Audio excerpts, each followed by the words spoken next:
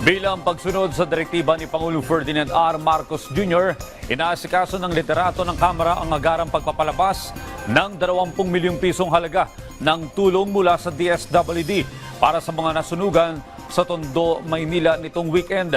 Sa mga video at larawang makikita rin ang naging pamamahagi ng pagkain at iba pang tulong ng opisina ni House Speaker Martin Romualdez, katuwang ng Tinggog Party List para sa mga biktima sa lugar.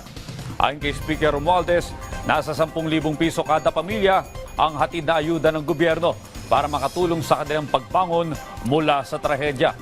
Inaasikaso rin nila ang paglalabas ng calamity funds bilang dagdag tulong sa mga nasunugan. Sa hiwalay na pahayag, nagpasalamat naman si Manila 1st District Representative Ernesto Dionisio Jr. kina Pangulong Marcos Jr., Speaker Romualdez at DSWD Secretary Rex Gatchalian sa mabilisang pag-agapay sa mga apektadong residente sa kanilang distrito.